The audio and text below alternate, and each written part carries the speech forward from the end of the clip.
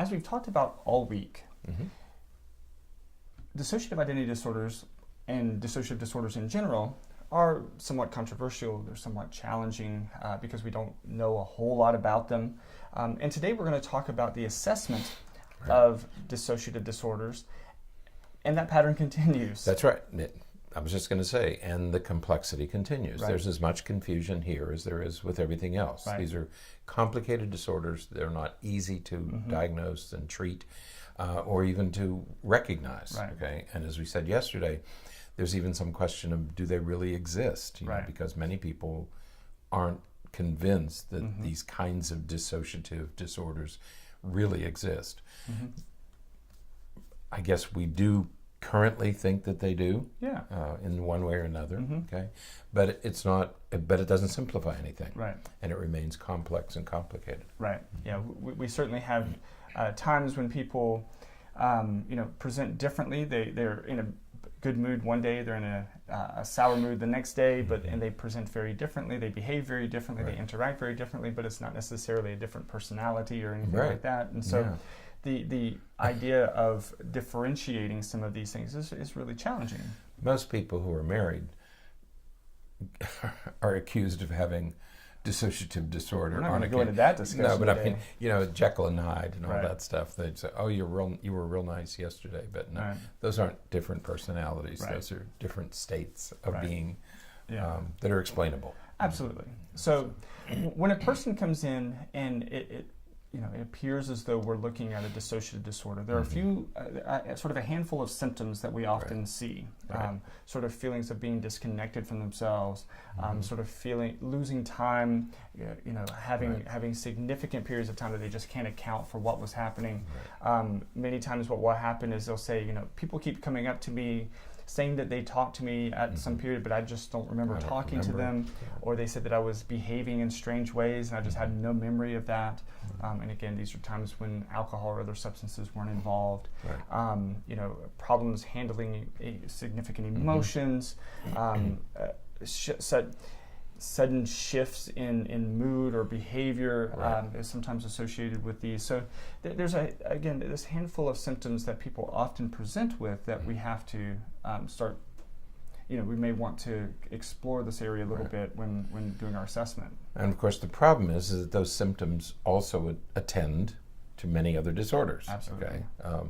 All the things we mentioned here also attend to a lot of other disorders. So Right. caution is advised. Right. Now, there are, as you said, some other things that could result in these same symptoms. And so there's sort of complicating factors that we have to rule out. We have to make sure that they're accounted for. For example, sleep deprivation. Right. When a person doesn't sleep very much and is chronically sleep deprived, it's not at all uncommon to have gaps in memory, to have gaps in time that you can't account for. Again, those same shifts in mood and emotion and those kinds of things. It's not at all uncommon. Yeah, and you may not experience it with just one lost night of sleep, but several days or over a protracted period. Your brain needs to rest. It needs to reorganize itself. And if you're not giving your brain the opportunity, it can do these sorts of things. It can act in odd sorts of ways. Absolutely. With sleep deprivation. Absolutely. And of course, not to mention the effects of substances, alcohol and other substances that can cause some of these exact same symptoms. We call them psychoactive or mind-altering drugs for a reason. Exactly. And so, as I mentioned earlier in the week, many of the young people coming in today who believe or fear or suspect that they might have depersonalization disorder, the event occurred while they were using mind-altering drugs. Right. So again, you wouldn't be surprised at a change in consciousness and awareness when you're using mind-altering substances. Right, absolutely. Now, a couple of other things that could sort of result in the same thing include things like relationship problems.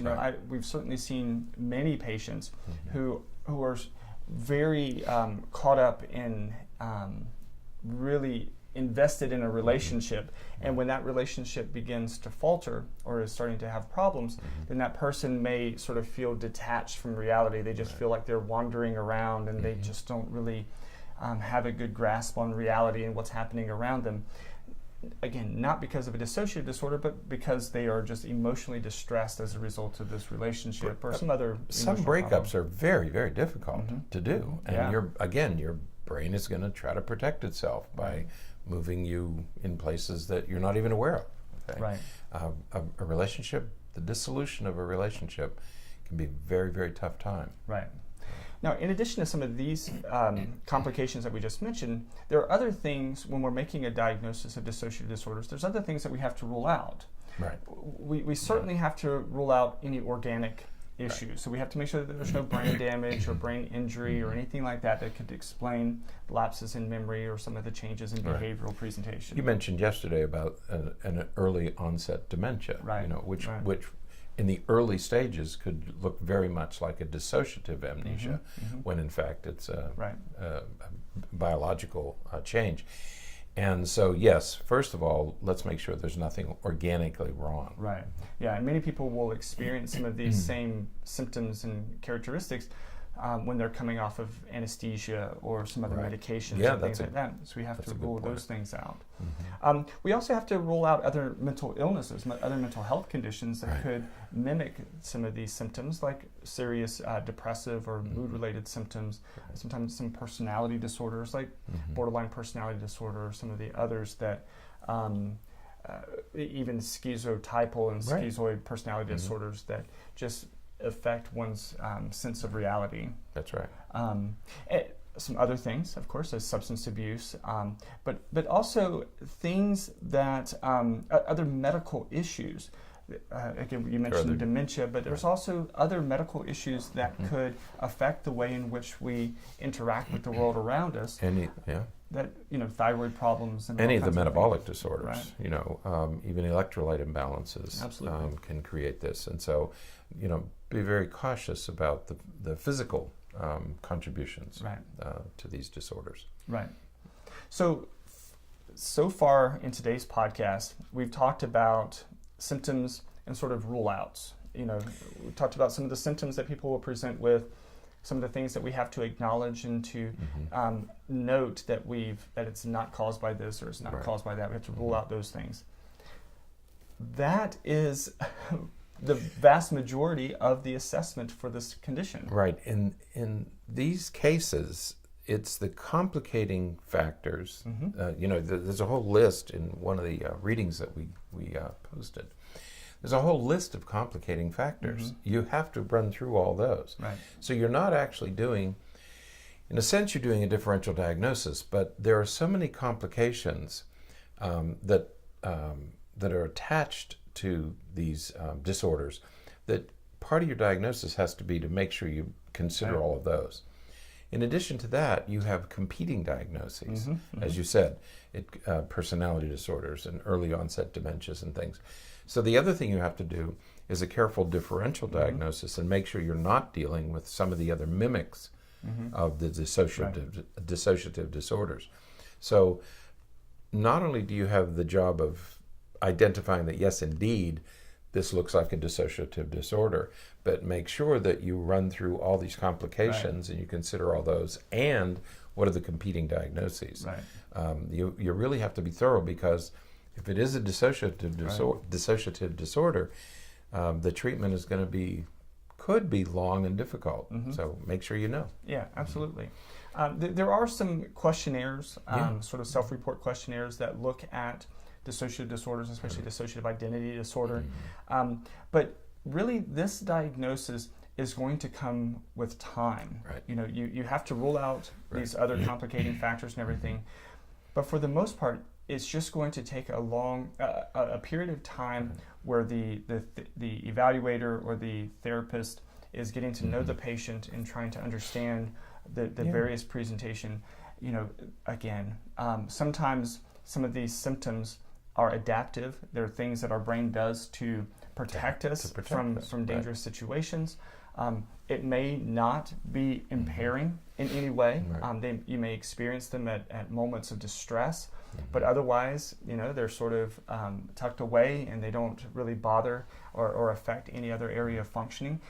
And, in those cases, there may not be a lot that one would do with that, but your assessment is going to take time, and it's going to really require a lot of trust between the therapist and the patient to make sure that they can be open and honest and really explore some of these areas. Right. And I can't think, as you were talking, I was trying to rifle through these files. I can't think of another disorder that is so subjective. Right. I mean, you really are relying on the patient's description, right, and then the veracity of the trauma. Right. Okay. And those are two very, very subjective experiences. Yeah. And nobody else sees them is the issue. With ADHD, somebody else sees it. With anxiety, with depression, with all the other things we talk about, other people are aware of it because you can observe it. Right. You can't observe any of these things. Right. You can't observe. Right. And even if a person does argue that I have again, I go back to the video of All About Eve. Yes, she switched, but was she really switching? Right. Or was she acting? Right. Okay. And everybody's suspicions are aroused when they watch that video. No, that's not possible. So the symptoms, the descriptions are very, very subjective, and the memories are very, very subjective, and nobody else can see them. So you really are relying on patient recounting and retelling. Absolutely. So that's what complicates it. It takes a long time to make this diagnosis. It's certainly not something that's going to be made at a first visit, or you certainly don't want to make it impulsively in any way, because it's got to take time. I think that's the first lesson I learned when I started working with this years ago, when I saw the first one. This isn't a diagnosis you make that day. Right. You have to spend time, and you have to get to know the person pretty well to make an accurate diagnosis. Yeah. Absolutely. So, all right, we're going to wrap up the week tomorrow with a discussion on the treatment of dissociative disorders. And I'll wager that we'll talk about complexity again. Complexity is going to continue. So, all right, until then, stay happy, stay healthy, and forget to be afraid.